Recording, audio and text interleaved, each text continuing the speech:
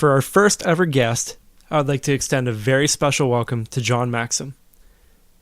For those that do not know John, he's been a staple in the KW music scene for the better part of 12 years with his band Breaching Vista. He's been extremely involved in aiding and promoting the local music scene, and more recently has begun working as a solo artist, releasing songs such as Drinkin' and Thinkin', Blame, and Paper. Well, John, thanks for coming on. I really appreciate it, as I've said before. I'm going to start it off real quick with a little rapid fire. So I'm going to ask you a bunch of questions. I'm just going to get you right into it. I'm going to start off with a couple questions. First thing that comes to your mind, just go for it. It's nothing hard hitting or anything like that. So if you're ready, I'm ready. Let's do it. All right. Favorite band? Green Day. Best restaurant coffee?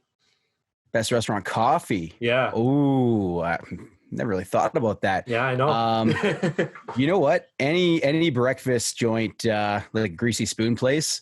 Yeah. I'll usually drink several cups of coffee with like a plate of bacon and eggs. So Great I'll say that. Okay. Here's the really divisive one: Gibson or Fender? Fender. Yeah. Okay. The 3 words you would use to describe your teenage self? Oh, teenage self: ambitious, energetic, and nice. Oh, okay. I won Nice Guy Awards all the time. It was really, it is what it is. So. It's not a bad thing to win by any means. If you had one superpower, what would it be? Ooh, I've often thought about, like, if I could be a character, who would I be? I totally want to be Wolverine, but I guess if I could have one superpower, I'd want to fly, man. Who wouldn't want to fly? Exactly. You don't have to pay for the travel. You don't have to, you can go anywhere you want. It's great. Yeah, no, I would definitely want to fly, but having like Wolverine's claws and abilities and stuff. I'm a big Marvel fan. Yeah. Love all the X-Men movies, Avengers, that kind of stuff. So yeah, I'm into that. Yeah, it's been a good couple of years for those, that's for sure. Yeah. And the last one, this one's the one that might make you think a little bit. All right. What is the best piece of advice that you've ever received? Ooh, yeah, this one I will have to think about for a bit. I think the best piece of advice ever is just to be grateful and to find the good. Look for the good in all situations because it exists. I was told I've got a mentor that I study personal development with, and it's under a higher mentor named Bob Proctor. I'm not sure if you've heard of him before, but he's like the godfather of personal development. And he preaches a lot about gratitude and looking for the good, because there's certain laws of the universe. I won't get too much into that kind of thing. Yeah. But there's one that's the law of polarity. So it's in a law of opposites. So anytime there's like bad in a situation, there's going to be good in a situation as well. So really what it comes down to is how you choose to look at a situation or choose to look at anything in life. So those are some of the big things that stick for me: is look for the good, make that decision to do so, and just be grateful about everything. That's amazing. That's really good. Do you find that that applies to more like your daily life? I mean, now more than ever? Every day. Every day. So part of this development, I've done it for over a year now in this particular program with this mentor. Doug Dane is his name. Great guy. Part of what I've gotten into is I journal every single day, and I'll get up in the morning and I'll write out 10 things I'm grateful for that day. It could be a cup of coffee. It could be the sun shining that day. It could be, as in depth as, I'm looking forward to getting married to my fiance. Amazing. Like as big and powerful as that, but it doesn't matter how big or how small. It's just getting yourself into a mindset of gratitude. And I try to start my day that way. And I take it a step further. Bob Proctor talks about writing out, he's got a statement that he writes out every single day with his opposite hand. He's right-handed, so he writes it with his left hand. Sure. Same for me. So I take it a little different route. Instead of doing like a certain statement of, like the way you're going to live your life type thing, I write out my gratitudes with my left hand. And it really focuses my concentration on what I'm thinking about, what I'm being grateful for, and, being able to write it on the page. And my writing, I've been doing it probably over 100 days easily now, probably like 120-ish days. And and my writing's not getting any better with my left hand. But it really makes you hone in on what you're thinking about and getting you into that kind of gratitude mindset to start your day. And then I will start journaling. And when I journal, I write out, I've got goals that, big goals of mine that I'm trying to achieve. And I just kind of reaffirm those goals every single day by writing out the goal in my journal, as if I've already achieved it, kind of thing, and how I'm feeling when that happens. And then I write out some affirmations too that just reaffirm things that I believe in and things that, I would like to happen or to achieve for myself. So it's like you're writing the goals and then you're writing other lines for affirmations. One of them, for instance, I write it every day, and I'm not even very good at it yet, but I write down that I love my healthy body and I eat clean and exercise daily. Right. And anybody that knows me knows I'm very much into fitness and exercise and eating healthy in that. And I've done fitness challenges over the years where I've shed, a bunch of weight, got shredded, that kind of thing. But there's all this balance where, this year with things that have kind of gone on, being tucked away a bit in lockdown, I've done a lot of not exercising, let's say, and having a few drinks and stuff and enjoying myself, and but on that note, I've started up working out with my personal trainer this week again. He was actually allowed to open his business this week, so we got back together. I've had 2 workouts, so I'm back on the upswing, I'd say. Back on the grind. No, that's awesome. And I think there's a lot to pull from that too. And I think it's really important to recognize the things every day that you might not otherwise, say you're grateful for or even think about, it's funny that you mentioned even like the cup of coffee every day. Cause I noted how when this all started, for me, like I was finding it hard to, today is like, there's more news and there's more sad things going on. Yep. And then I just wake up, I'd make a cup of coffee and I go, okay, this is one thing in my day that I'm like, this is good. And so I think what you're saying there is really, really wonderful. And you can take a lot from that. So thank you for sharing that. First of all, hey, no problem, man. That's really great. Honestly, I think you were off to a great start there too, because when COVID kicked in, and really kind of got started, the pandemic, I guess I should say, right. When the pandemic started and it was announced and everything started shutting down in March rapidly, I was glued to the TV for about 2 weeks. Every day there was more news, there was more things closing down, and there's so much uncertainty in that time that you kind of fall out of your routine and you're not doing anything productive. You're just kind of like zoned in. And after about 2 weeks of that, I had to snap myself out of it. And I'm like, number one, I'm not getting anything done. Right. Number two, not that the news isn't informative and stuff, but it can be in a way like fear mongering. So, for sure. Yep. And I could see people around me that were getting very fearful because of the uncertainty. I felt like I had a pretty good balance myself, and I was able to talk through with some family, with some friends and stuff like that. And then my mentor, Doug Dane, was doing almost daily calls online free, not just for his clients, but he opened up his Facebook page and said, hey, I'm doing Zoom calls every day. So I was jumping on calls with Doug, and we were bouncing things back and forth, and I'd play a song or two here and there kind of thing. So, it really helped me stay balanced that way as well. But anyway, what I was going to say is that with you just taking that one step, making a pot of coffee and being like, okay, this is cool, this is normal, that's huge, man, because there was a lot of people that couldn't even do that. And I was one of them for about 2 weeks myself. I'll admit, like I was glued to the TV, the news. I found it wasn't, I wasn't as much in a fear mode as I was like curious and interested in what was going on. I watched Contagion 3 times in those first 2 weeks because I watched it twice. Yeah. I couldn't believe how realistic things were happening like they did in that movie, and it was like one thing after another. And so I was like, just kind of fascinated by the whole situation. But after I snapped out of it, then, I got myself like refocused on my goals and thinking, okay, what am I trying to achieve this year? And why am I going to let this thing stop me? Right. Right. So. Right. No, that's really good. And I think that's a natural lead to kind of what I wanted to ask you next. When you kind of got out of that rut, how are you creating? I mean, you're a natural creator. And obviously we've seen a lot of things change with how, this entire process is going. So how's that looking for you? Like, what are the things you're doing to create differently? So first I'll preface this by, I didn't intend on sitting with my CDs behind me. It's just, if I showed you the rest of the room, my band room is torn apart right now. I've got gear and cables and things everywhere. Right. And I just thought this was like the most decent looking scenery right here. Oh, yeah. But on that note, just before the pandemic started, I'll back it up a little bit. I played in a band called Breaching Vista for 13 years. And we had a really good run. We did some awesome things. We were on a newspaper one time, which was cool. My mom got me that. I didn't do it myself, but that was a really cool Christmas gift one year.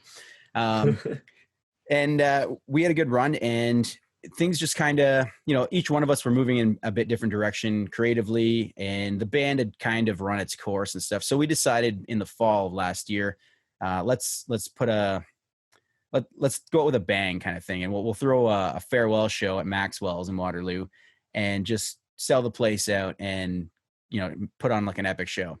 Sure. And then after that, I decided that, I wasn't done with music. I've been playing for 23 years. I've been writing songs, since I was 13, 36. So what am I going to do next? And the idea of finding new bandmates, putting a band together and stuff felt a little daunting.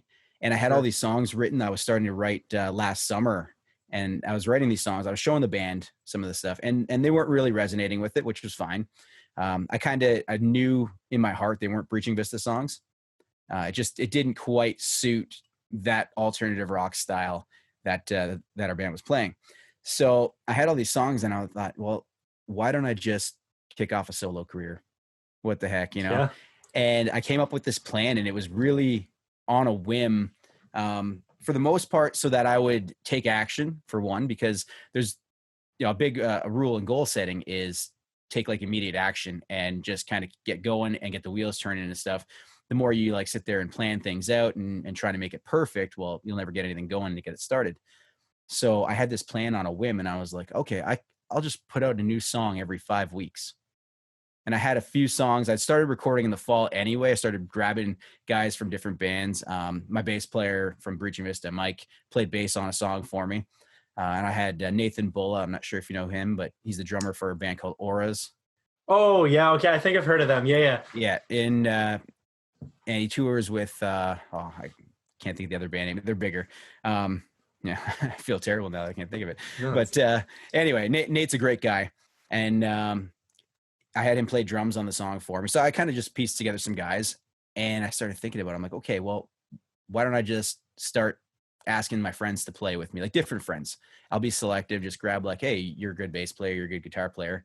Come on over, let's jam, whatever, drummers. And I was going to audition members as well, but I just wanted to kind of get started. And I had this idea, like I said, putting a song out every 5 weeks. So I started off, I launched one and I released one in January. I had another song pre-recorded that I was just kind of sitting on for a while that it was a few years old, but had never been released. So I thought, well, that's a good second song to release because it's already done and I haven't been able to use it for anything yet. So boom, there's my second song. Came out sometime in February. And the next one lined up to be like the first week of April. And it was a song that was actually in the works for 2 years. I'd hired the DJ from USS, Human Kebab. Oh, wow. To produce a song. It was originally going to be a Breaching Vista song because we started it 2 years ago. But whatever reason, got delayed. We were working on other things and we just never finished the song. So it was my song. I'd written it. And I talked to the guys in BV. I said, hey, the band's not using this. Do you guys mind if I take it? And they said, no, it's your song. Go ahead. So I took that song and I got that finished and released that one in April. So what ended up happening, I had this plan to get in the studio with a few guys and just record like 3 or 4 songs at a time. And then I could get those few songs done and then kind of schedule my release for those every 5 weeks kind of thing. Right. And then I would work on another little batch of songs. And I had this plan so that it would carry me through the entire year. And by the end of September, I'd put these songs together in the form of a record and release it. And I want to press vinyl. I've never done that before. So I thought, this is how I'm going to assemble a record. Well, lo and behold, I'm in the middle of like starting to jam. I've got a great drummer I jam with named Fatty, a local kid. And I say kid, he's early 20s, but yeah. But anyway, talented guy. He's phenomenal. We've been jamming and doing some writing together. And we just booked some studio time at the beginning of March. So we got in, we laid down guitar, drums, and vocals on a song. And then the pandemic happened. Right. And all of a sudden studios are closed. You can't get together with people. We had jammed with a bass player named Mark. He'd come over a couple of times, jam with us. We were having a good time with that. Not even sure where it was going to go yet, kind of thing, but it was fun. And we couldn't do any of that anymore. And you want to be careful and be cautious with, this pandemic virus that's going on. So we could have easily just kind of, let's forget about, who cares about the rules and stuff. Come on over and jam. No, we took it serious and we respected everything and, respected each other in that way. So we stopped jamming, and I sat on it for a couple of weeks, and I thought, well, what am I going to do? And that was that time when I'm watching the news and everything. Right. And I snapped out of it, and I thought, okay, there's got to be another way to keep doing what I want to do. And I started looking for session players. And I was actually looking into hiring some session players anyway. But I started watching a bunch of like not podcasts, but Instagram live videos and stuff like that, performance stuff, Facebook lives. Yeah. And seeing different musicians doing things. And I just started reaching out to people, and I said, hey, I saw you on this thing. I think you're great at what you do. Will you play for me? And I don't want to get into releasing who I'm working with just yet. I get it. And I'll be honest with you. The only reason is because through this whole experience, I've actually built up a pretty cool, I think it's going to be a cool story. And I want to tell the story properly. So it's going to be kind of part of the whole release of the album, and with some like behind the scenes interview stuff. I'll probably be doing some Zoom calls like this with the artists I've been working with and such. But it's been pretty cool. It's been as awesome as musicians and artists who have inspired me over the years. And it's been, some of my friends, and it's been some local artists that I've collaborated with, different things. But I'm just starting to piece together like the coolest album that I've ever done, kind of thing. So anyway, I got to the point where I was able to get one song, the song that Fatty and I had started. I was able to finish that song by outsourcing remote session recording. So people recording in their home studios, sending me the tracks. I, helped do some editing and stuff, and then went off for mixing, mastering. So I released my fourth song in May called Drinking and Thinking. And it's a banger, man. It's great tune. I honestly, have you heard it? I was going to tell you because it was the one that like I've listened to all of them, but I wanted to talk about that one specifically because it's just such a good tune. And the thing I found so interesting about it is like it starts off like super like alt, like almost like punk rocky, and I'm like, oh, this is kind of cool. And then it feels super country, and I'm like, what happened? And it's such an amazing blend of so many different styles, and I'm really a big fan. I've named it the genre punk tree, and apparently I think it exists already. I thought I coined that, but I looked it up, and apparently it was already out there. But anyway, it's definitely very like pop punk meets country. And I was going for that, and because of that reason, I hired some country players to help pull out that sound. So I've got like a pedal steel in there, or lap steel, I should say. I got a banjo in there, some cool guitar licks, harmonies. And it was a blast finishing that one. Yeah. I will tell you that some of the people in that album, or in that song recorded, bass was recorded in Alberta. The lap steel, banjo, lead guitar was recorded in Montreal. Wow. Backing vocals were recorded in the UK and in Godrich. So like there's just a whole slew of different artists and musicians, a lot of people's fingers on that one. Yeah. It was really cool. And actually I just got a lyric video made for it. I haven't put it out yet because again, I'm kind of building up some of my assets right now to make a bit of a push for when the record's closer to being finished. But I hired a guy in Italy to make a lyric video for it, and he just killed it, man. It looks awesome. So I can't wait to share that one and get people seeing it, because he made it out of all stock footage. Oh, really? But built a story to the song with the lyrics kind of playing over top of it. Yeah. And it turned out awesome. So I really happy with that. I found him on Fiverr, but we're becoming buddies. What a great website, eh? Oh yeah. It's awesome, man. It's so good. In fact, so as part of like building this record, and I'm starting to call it that now because it was always going to be that. But what happened was I found out pretty quickly I couldn't maintain my pace of releasing a song every 5 weeks. Right. And it was starting to bum me out because I was getting close to the deadline of, if I don't upload it to, through DistroKid is who I'm using for a distributor right now. If if I don't get it uploaded on DistroKid, it's not coming out on the day I want it to come out on, the next song. And so I sat down one night and was looking at my goals and kind of reevaluating my plan. And I'm like, well, who's putting the pressure on me to release the song every 5 weeks? Like, I am. Yeah. That's it. There's nobody else that cares.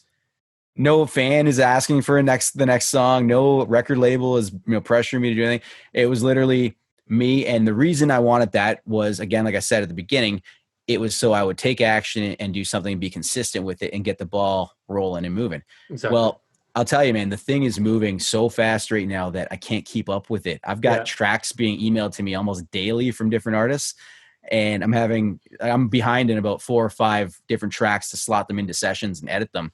Right. Now that studios have opened up, I've been in the studio several times, laying down some acoustic guitars, laying down some vocals. I've got my own little basement studio here that I was doing all my bed tracks on. So it's when I sat down and I reevaluated where I was at and what I was trying to accomplish, I realized that I don't need to get a song out every 5 weeks. I got the thing going. It's got momentum now. And now really what I need to do is let's just focus on making sure like I get the songs done exactly the way I want them. Like don't settle for anything less. Of course. Because if I rush a song to get finished and I rush the mix, I may look back on it a few weeks later and go like, you know what? I wish I didn't do that. So I don't want to have any regrets on anything I'm doing. I want to make the best possible music and recording that I can, the best product. And then I want to put it all into an album. So I may release, as things get done, I may release another 2 or 3 songs throughout the remainder of the summer as things go, and then put it all together in an album release September, May, at the latest, I would say October. I'm really aiming for September, though. I just have this thing where I've always wanted to put an album out in September. I don't know why. Hey, September's a great month. It is. I feel like it's one of those months like January when you have a New Year's resolution, but September's that back to school month. Everything feels fresh. You're excited. Like the air is nice and like it smells good. I don't know. It's something about September that I'm like, why not put an album out then? So that's, again, there's no pressure on me from anybody. It's just like my own kind of thing I want to achieve. So it's a bucket list item for me. And if I get there, I get there. If I don't, then I just push the date out and whatever happens, happens. Yeah. No, I think it's great that, amidst all of this, people, react in different ways. And some people aren't always able to, process things as quickly and be like, okay, I'll take action and do these things. And that's perfectly fine. Like there's totally different types of people and that's okay. 100%. But I think what's so amazing about what you've done and everything you've just told me is that it's not even just a you project. It's, hey, I have this idea, but let's reach out and let's create community across, the entire world with all these people like Alberta, the UK, Italy. Like you're reaching out, and when it feels like people are kind of so isolated and within themselves, it feels like you're making the world a bit bigger. You know what I mean? Which is kind of amazing. And then, thank you. No, you know what? And I've purposely kind of continued on that little, I don't know, crusade, I guess, or whatever journey. But I started, as I was coming up with some ideas for songs, like I'm working on a song, I'll tell you right now, that the only way I can describe it to people, it's Hey Soul Sister meets Under the Sea from The Little Mermaid. And like, I'm trying to achieve this sound of like this really kind of islandy pop song, but with some of those elements from The Little Mermaid, with like, like I've sourced a steel pan player, steel drum. And he's a phenomenal player. He's in St. Lucia. And I found him on Instagram. I went and I started searching hashtags for instruments that I was looking for. Yeah. Marimba I was trying to find. I found a vibraphone player. I thought she played marimba, but it turned out it's a vibraphone. Very similar. Amazing. Instrument. And she was in, I think, Spokane, Washington. She's in Washington somewhere anyway. And contacted her through Instagram, hired her to do a part for me. She loved it, sent it to me. It sounds really good. And so I'm trying to source this steel pan player, and he wants to do it. I've had some communication. I think I was talking with his management at first because he's a pretty popular guy down there. Like he's got a lot of followers on Instagram, a lot of great videos and stuff. Yeah. And then he started responding one-on-one to the emails. But I just had to ask him. I said, hey man, like, I'm okay. Like if you want to do this, I would love to have you. If you can't for any reason, that's okay. I'll find another player kind of thing. But if I can get you on this song, I really want you to play. And he said, no, man, I really want to do it. I just need a bit of time. I sprained my wrist. No way. So he's on like 2 weeks rest right now, which is okay. I'm not in a rush. Yeah. Right. The only thing I'm in a rush for, I just want to hear him play this song. Like he's so good. Right. So, but I had a trumpet player play a couple lines on it. Nothing like significant, or I shouldn't say nothing significant. It's very significant, but not like playing through the whole song. I'm specifically asking people to like give me little parts that I can season the mix with. Got a flute player to play some things. So there's a couple lines in there. I'm like, oh, this sounds cool. I'm going to slot this in somewhere. And then I've got like additional percussion done. So I've had bongos, congas, shakers of all sorts. And I even asked this drummer that that I've been working with, I was like, do you have any rototoms? He's like, oh man, I used to have rototoms, And he's like, wait a minute. I've got a bunch of extra tom drums. I'll just tune them up and I'll play some stuff. And he did. And it sounds awesome. So I've been piecing together these tunes, and like all of this stuff I'm talking about, this is just that one song. Yeah. All these different parts in that. So as I get caught up on some editing, because I'm way behind, I got to edit the trumpet. I've got to edit the flute. I've got to edit the rototoms and slot those into spots. As I get done that, I've already been in contact with a sax player, and he wants to get involved on it too. And I'm like, I really want to have the sax on there. So I may have the sax come in and just like double what the trumpet's doing for the horn section or something. Yeah. Like whatever, whoever ends up mixing it for me. I've got my main producer I've worked with for years is Siegfried Meyer. He's one of my best friends. So he's been working with me on some of this stuff. He's doing a lot of the editing for me, like the vocal tuning and stuff like that. And, and we tracked guitars in his studio. We tracked my vocals in his studio. But then another friend of mine, his name's Sean Moore, also a great producer. I got him to mix a song. I got him to mix my song Blame, the one that was produced by Human Kebab. Yeah. Simply because Siegfried had like way too much on the go. He was really busy at the time, working on some records and stuff like that. And I was on my pace at that time. I was like, oh, I got to get this done. So I gotta fix my headphones here. I want to get the song done on time and everything. And I talked to Sig and I said, hey man, look, I'm okay if you're okay with it. Like if you're too busy, like I don't want you to put my song as priority over another client and someone's project you're already working on. That's totally cool. I've got my buddy Sean. I co-write with Sean as well. And I was like, Sean is also a great mixer and he's available. I could give him the job. And so, yeah, Sig was okay with it. He set up the session, and Sean's a really, he's known for his country stuff. He went down, he trained in Nashville. So he knows country and that. So when it came to Drinking and Thinking, being my pop country song, yeah, I also took it to Sean. I was like, hey, Sean, you got to mix this song for me. So between Siegfried and Sean, and actually I got to mix. So I'll let you in on a little secret too with that particular song. Good. Yeah. And not many people know this, and it's not like it's a huge deal or anything, but with that particular song, Drinking and Thinking. So the guy that sang the harmonies for me in the UK, his name's Adam Fiasco. He's also a great pop, rock, and country producer in the UK. And he loved the song so much that he wanted to be involved in it a little more too. So I ended up getting him to do me a country mix. He actually pitched the idea of being a little more of a country mix. And I'm like, let's do it. And then he asked me for input. I'm like, no, I don't want to give you any input. I want you to do it. You do the thing and we'll figure it out from there. Well, yeah, you do it. And just, like, I'll be happy to have it. And then Sean was doing, I'll call it the pop mix. Okay. Cause it's more, that's the mix that I ended up releasing. And then I said to Siegfried, cause he had all the tracks, everything, the session lined up. And then I said, hey man, if you're not too busy right now, can you do me a rock or a punk mix, like an indie mix or something? I asked him to make it a little more punk rock. Cause I was already getting the pop version. I was getting the country version. And so he gave me a mix, and it's very I would call it very indie rock. Like it's cool. It's got a lot of reverb on it and stuff, and there was one part he kind of sped up a drum beat and everything. I'm like, oh, this is wild. So I have Sig's mix and I have Adam's mix that I will hang on to and release as bonus material as album and stuff starts unfolding. And that, what I want to do is have, people sign up to my email list and they can have some exclusive content and that. So there's going to be 2 more mixes of Drinking and Thinking that are unreleased that people get to hear at some point in time. That's so cool. And I think it's amazing that you're willing to go to the lengths to connect to those people and then also to change, you know, the genre of your song. I think that's an interesting conversation that's being had the past couple of years too, about genre and about what genre is now. Like, is it even a thing? Like, Yeah. can you even, you know, define it? There's so many crossover songs, right? Exactly. And I'm actually curious to know, given that you've obviously mixed with, you know, the pop and the country, what are your thoughts on, like, you know, people say genre is dead, in the sense that, you know, we have a lot of that mixing. Is that a good thing? Is that a bad thing? Like, what's your take on that? How could it be a bad thing, man? Yeah. It's just you're creating the next sound. So Exactly. no, I'm all for it. I think like I'm kind of patiently sitting back waiting for like the country metal band to come out because I haven't seen that happen yet.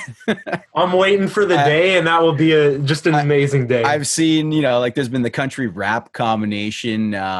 What's his name? Little Nas and Billy Ray Cyrus. Right? Yeah. That's a huge one right there. Even before that, Florida Georgia line did with Nelly, wasn't it? I think it might have been Nelly. I might be completely wrong, but yeah, I think I'm fairly certain it might be Nelly. Yeah. Back. Yeah, and they're like way more of a pop band than they are country anyway. Oh yeah, but it's still like what's country today? It's the new pop music. It's rock and roll. Like you go to a country concert and it's a rock show, man. Like for sure. Brian, Zach Brown band. I've seen a ton of country shows. Yeah, and you're going out there and you're seeing a rock show. That's what it is, right? Yeah, but the genre is country. Like it's cool seeing like the cowboy boots and the hats and the plaid and you know it's the fun. off jeans. Oh yeah, it's fun, right? Fun. Like so. I even bought a pair of cowboy boots when I was down in Nashville one time. Yeah, why not? You got to get the full experience somehow. Well, it was my first time. I've been down there a few times, but my first trip to Nashville, I was like, I'm not leaving here without boots. Like, that's it. I'm getting some. And it was kind of my introduction to country, and went to the Grand Ole Opry and had a tour and saw a show and that kind of stuff. But yeah, it was a good time. But anyway, no, I think blending genres is why not? Yeah. You're going to come up with the next cool sound. And not that I'm not going to say like, oh, I've done it, you know, my whole life. I primarily am alternative rock. Yeah. You know, I've had some punk rock, I've had some pop punk, I've had some pop rock, whatever you want to call it. Like it's all blended in together. We had a review one time with Breaching Vista, and it kind of, I felt like it captured exactly my sound. And they said that they loved our album, and it was it sounded to them like everything that was good about the 90s and none of the bad stuff. Yeah. So I was like, hey, you know what? That's it. Cause I grew up on Green Day, Our Lady Peace, Bush, Nirvana. Oh yeah. Goo Goo Dolls, Foo Fighters. Yeah. And Foo Fighters are still, Green Day and Foo Fighters are hugely relevant today still. Right. Yeah. But there's a lot of those 90s bands that their prime was back in the day, you know, and those albums still, like I've got 100 records sitting over in the corner, you know, next to my record player. Yeah, right down here for me too. There you go. And all of everything I owned on CD, I rebought on vinyl, right? Right. Because it's just, I like that collection aspect to it, but I just love hearing my favorite songs like spinning on the turntable. Whole different thing. Yeah. Whole different experience, right? So yeah, anyway, I love the idea of blending. I want to hear some new sounds. That's why like I wasn't afraid to go out, and I had an idea in my head. This often what happens is I start writing a song, and then I can hear like the finished version while I'm writing it or as I finish it or whatever the case is. But it's like, oh man, I can hear what it's going to sound like. How in the heck do I achieve that now? What do I got to do? Yeah. And I was writing this song originally. I felt like the melody, and I was writing on acoustic. It was Blame. And I felt like the melody in that kind of reminded me a bit of Incubus. Yeah. Okay. And I was like, oh, this is kind of cool. Like it feels a little Incubus-y and stuff. And then I thought about it. I'm like, no, but musically, I feel like it's going to be like AWOL Nation, Imagine Dragons. Right. How do I achieve that? I don't know how to do that. I'm not, I don't want to say I'm not a producer, because I'm going to give myself a producer credit on this record with all the work I'm doing, finding all the instruments and everything. But I'm not a producer in the sense where I can't take my laptop and create beats and sounds and stuff. I don't have those tools. That's just not me. So I thought about, well, who could do it? And I was at Warped Tour one summer.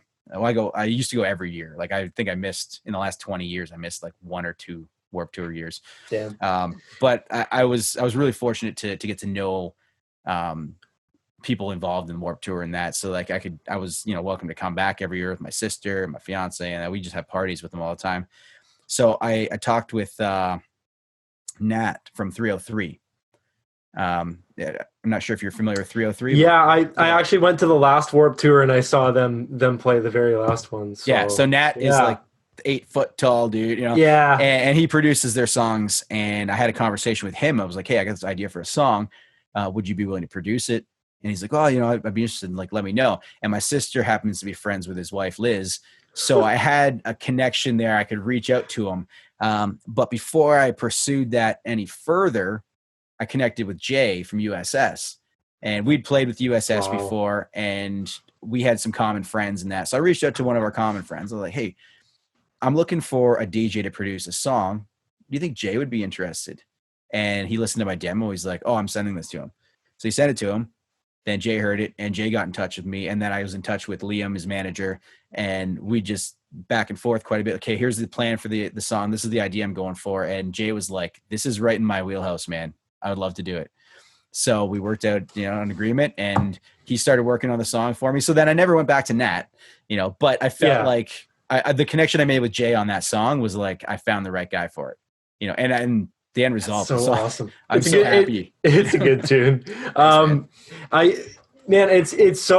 It's so wonderful to hear all these things. I know I keep kind of repeating on this, but like you have such an ability to connect with these people and to make such a community out of it. I find it just so amazing. So I just want to say thanks for sharing that, because it is really cool to hear about how, sometimes you hear musicians who can be more isolated in the way they work, which is, again, totally fine. Everybody works differently. But to know that you're actively seeking people out and saying, hey, here's this thing. I may not be the best at it. I know someone who is. Let's work together. I think that's kind of the really amazing thing about music too, right?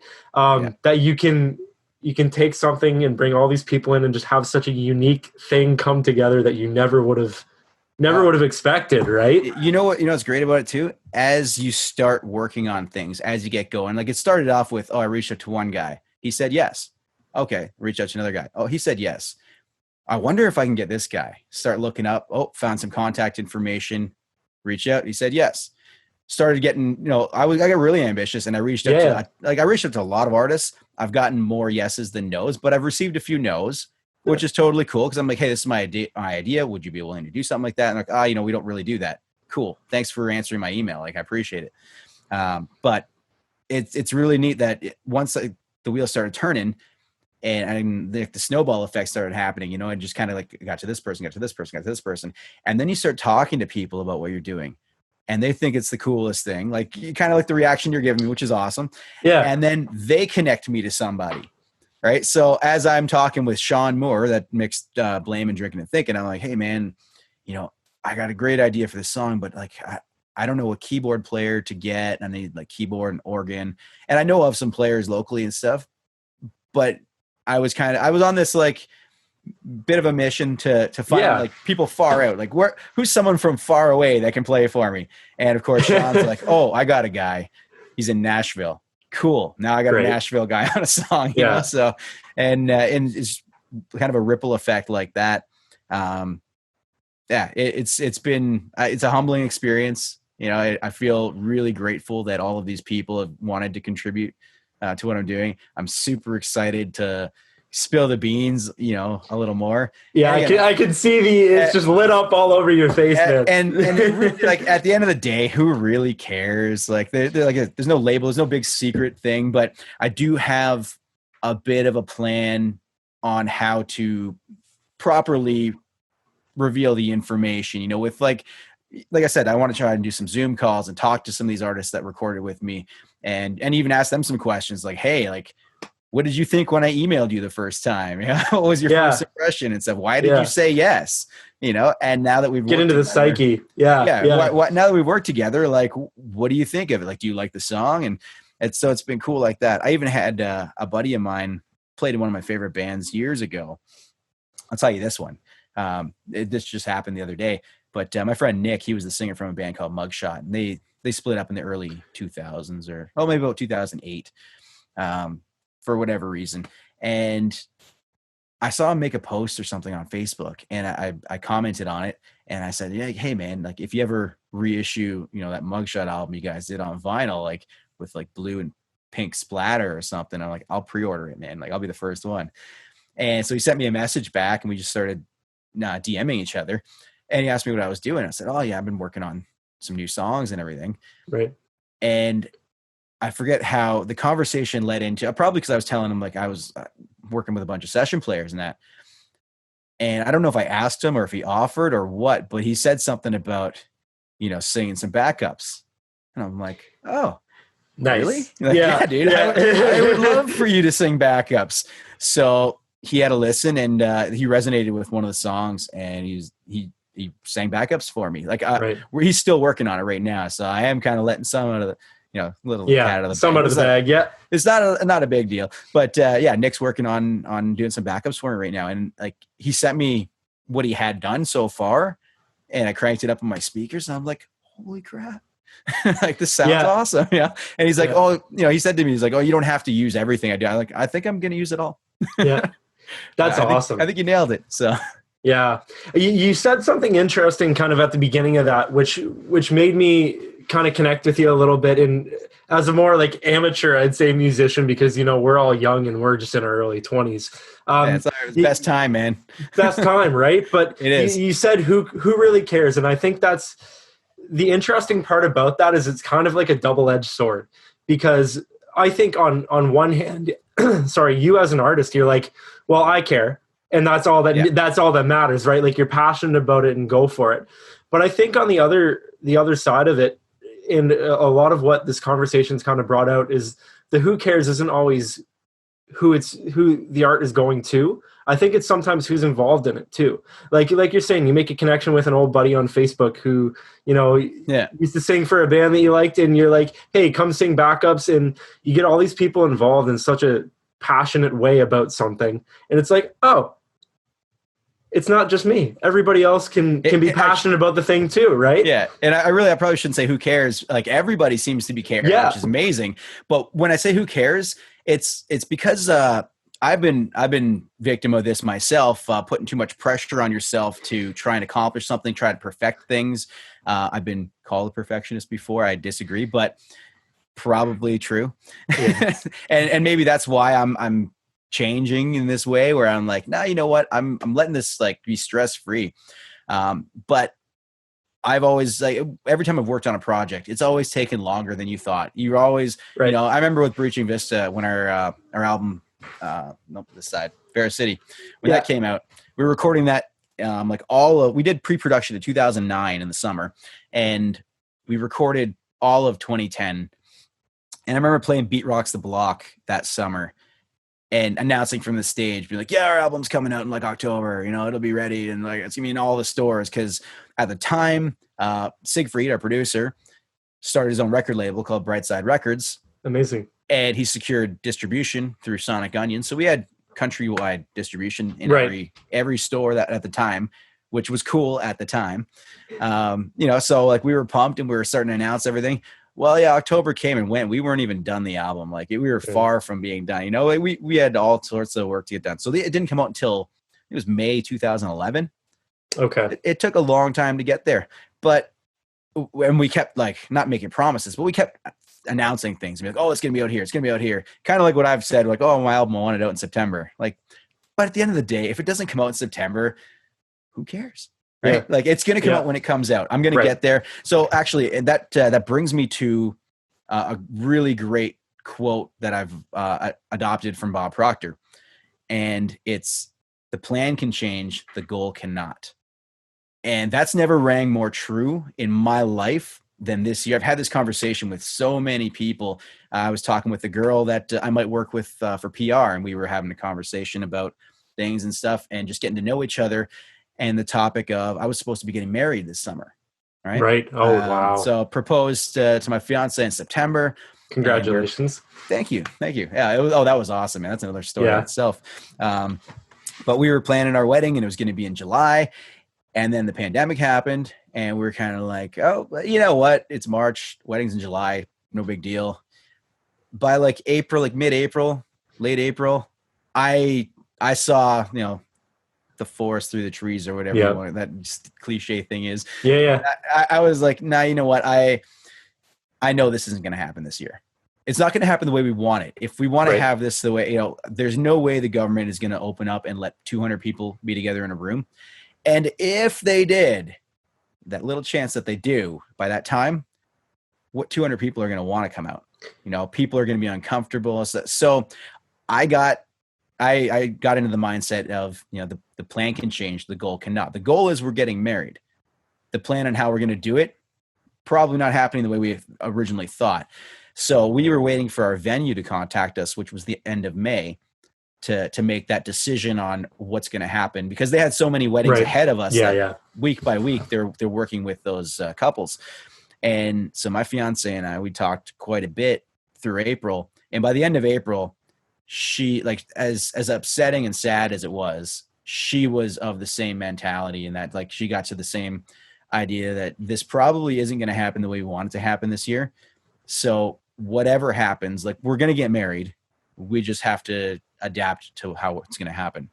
And so she was already on board with things by the time we got to the conversation with the venue. And, our wedding planner girl at the venue, she's great. And she said to us, "Oh, I'm really sorry, guys. Like, you're my favorite couple, and I really want this thing to work for you guys." But that one hits different, eh? You're my favorite couple. Yeah, thank you. Well, because she gave us a few options. She's like, "There's an October date I can get you guys in on. We can go for the next July, same weekend. Well, we were going to get married this year on July 10th. The option was July 9th. Right. Same weekend, right? So not that big of a deal." And she's like, "Or the third option is you can cancel with us and get, you get everything except your deposit back that you've paid," kind of thing, and, but she's like, "I really don't want you to pick that one." So please stay. We don't want you to go. Yeah, exactly. So, and we thought about, we want to have a summer wedding. We didn't want to do the October thing. We don't know in October yet if that's, you're going to be putting that many people in a room together. Absolutely. So we decided to go with the next July. And so our plan changed. The goal didn't, right? And that just that one, like, line there, and the way you can kind of set your mind on that, adopting that was adopting that into my music side too. Yeah, has been a huge relief for me, in a sense, because I'm not putting pressure on myself to get things done. Everything's going to happen when it's supposed to happen. Yeah. And this thing's going to come out when it's supposed to come out. And I'm hoping it's September, but if it's not, what the heck, who cares? That's why I say that. So it's not that I don't think anybody wouldn't care, but it's really like, why stress about it? And so many people get worked up over that stuff, and it's not worth it. It's not worth the energy.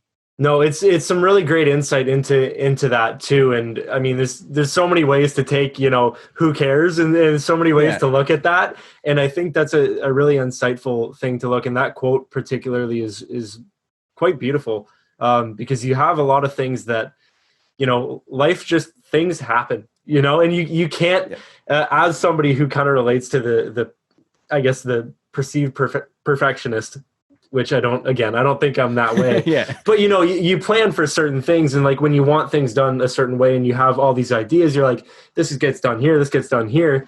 And then, something comes along and wrench in the plan, and you're just like, what do I do? And just recognizing that things are going to happen, but if you keep the goal there, I think that's quite amazing. Well, and so really another great quote, I actually have, that's not in my pocket. I usually keep it in my pocket, but I threw on some jeans. I was wearing shorts earlier because it's beautiful out, but I threw on some jeans to come down in the band room because it's freezing down here. It's cold. I'm wearing a hoodie as well, right? So anyway, I have a coin that I got when I joined this program for personal development. And it has two sides to it. And one side says react and you lose control. And the other side says respond and you're in control. And the react side is a very rough edge to the coin, and the respond side is very smooth. And the message with that is when you react to a situation, usually you do so and it creates a negative result. Like if you have like a reaction to it and you're not really thinking straight, if you pause and give yourself like 5-10 seconds to take a breath, think about it, even longer if possible. But in the heat of the moment, if something happens and you get angry or frustrated and you react to it, it's usually of negative energy. And then if you pause for a second, give yourself a breath, stop, think about it, respond to it with like a thought process, then you come from a positive energy. Right. So Amazing. Yeah. oftentimes I catch myself there. I'm like, okay, so what am I going to do? Things changed. Okay. You know what? This is how I'm going to respond to it. Yeah. It's very good because, being someone who's, young, you tend to have more visceral reactions to things, I think, without always necessarily thinking them through. Yep. And I think it's definitely something that comes with both patience and age. And, something like that, I think, is really, really important for, a lot of people that'll probably even listen to something like this. It's a lot of young people, a lot of people like myself that are 21, maybe 22 years old. And, and it's a part of life where you do things and you don't always think them through. No, Right. hey, I lived it too, man. I was there. Yeah. But it's a good turning point to be like, to adopt that kind of mentality, and it's just wonderful. And that's why any chance I get where I can share the things that I've learned, because I didn't come up with this stuff. Yeah. I learned it. I've adopted it into my habits and my personality. And I'm not perfect. Like if I can say something and if I can give some insight and someone like yourself or another listener picks up on it and thinks it's a great idea and adopts that, into their own lives, that's great, man. Like I'm happy to help out and pass anything on. I always talk to, any younger musicians that message me, and ask me pointers or questions, that I'll give them as detailed a response as I possibly can. Yeah. And I'll tell them, if you need any more information, if you have more questions, message me. I'll respond when I'm available to. I'll give you like 100% of me and my perspective on and stuff. And my opinion is meaningless. Like it doesn't mean anything. To like something like your life or your friend my opinion doesn't matter. But if you think it holds some kind of value and you can take something from it and it can be a positive experience, by all means, I'll give it. But really, like, who am I? I'm just another guy that plays music, writes songs. So anyway, if I can give some kind of a positive message and somebody responds to it and resonates with it, then cool. I feel like I've done my job there. Absolutely. Well, you said a lot of great stuff throughout all this, but I think this is kind of like a natural point where I kind of want to ask my final question. Yeah. Because it seems like you've given so many good answers, and I'm trying to figure out how long I want everything to go for. And I'm like, we could do this for hours, man. I'll talk for hours. You get me off this thing.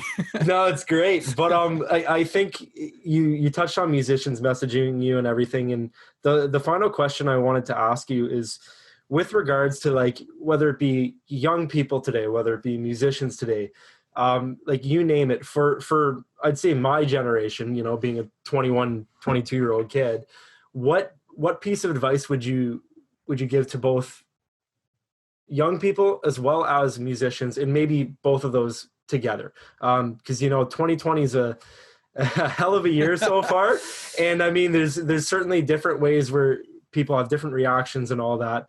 But what do you say to these young people, and what do you say to all that generation?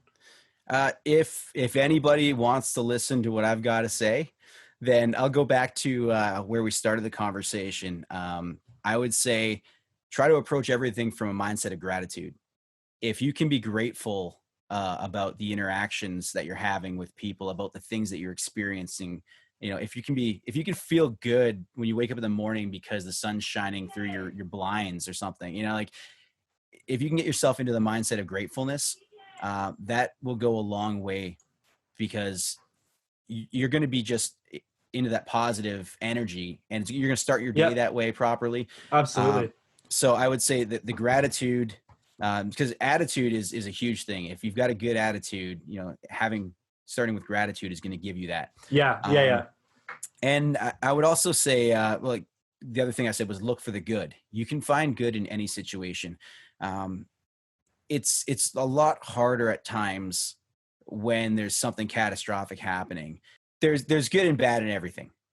And if you choose to focus on the negative and the bad things that happen, then you're going to feel bad. You're going to kind of attract that negative energy to you. Right. You can acknowledge that there's a bad thing going on, but what good could come of this? And even if you look at the pandemic, I keep going to that because we're living in it right now. It's a very bad thing that's happened. This virus has been very bad, but there's this kind of new sense of community. If you look at even the way businesses are handling things with sanitation, people are caring more about their interaction. Everyone like can't wait to give each other a hug. Yeah. When you see your friends and stuff, you just want to throw your arms around them. And so there's this other like good side of it that we're really starting to appreciate a lot of the things that we took for granted before. So that's good. There's going to be a lot of good that comes out of this on the other end. There's going to be changes in the world that are good. With what's happening right now, there's a revolution, it seems like, is happening with the Black Lives Matter movement. Right. That's good. There was some bad things that happened, and now there's a heck of a lot of good that's going to come of it. So I would say, if possible, like choose to look for the good in things, and then it'll attract good energy and you'll give out good energy. And the one last thing that I would say, since you gave me the mic, one of the key things in my development program was they teach you to leave everyone with the impression of increase. So anybody you come in contact with, leave them feeling good about themselves, about something that they do. So I'll tell you right now that you're doing a fantastic job with your podcast, and I really appreciate being a guest on it. Can't wait to see what you end up doing with this and where you go with it.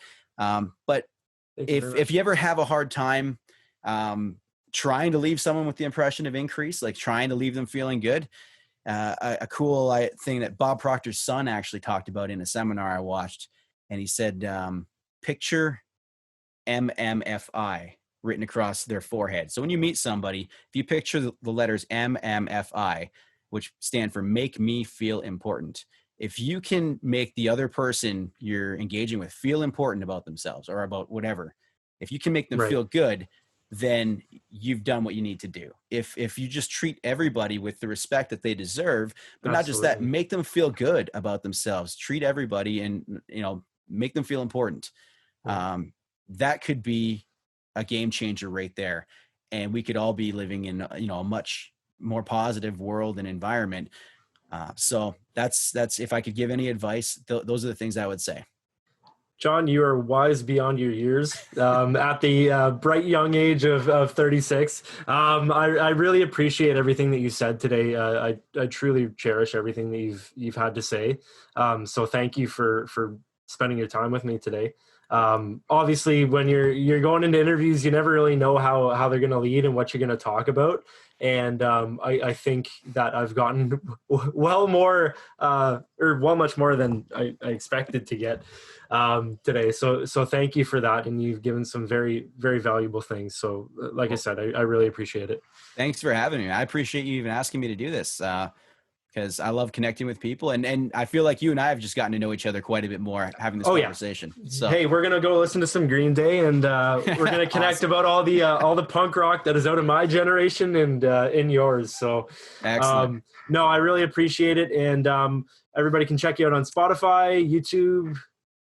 Yeah, Spotify or any of the digital music listening stations. I guess, Amazon Music, whatever you got, Apple Music. I'm on those things. I don't think my YouTube channel's live yet because I don't think I posted anything on it. Oh, really? Okay. And I have a Twitter account. I've made 1 or 2 tweets. I have like no followers. So I would say go to Instagram or Facebook and any of the music stations, Spotify. I use Spotify, so I always talk about Spotify. So yeah, I'm on there. Spotify, awesome. And that's John Maksym, Maksym. Correct. Awesome. Yeah. So that's where you can find him. He's got new music coming out soon from all around the world. Everybody's contributed, which is fantastic. And once again, thank you so much. Had some technical difficulties, but we got through it. So you just power through it, man. Yeah. No big deal. Exactly. All right. Thanks so much. And for all you listening, see you next time. Hey, thanks a lot for having me.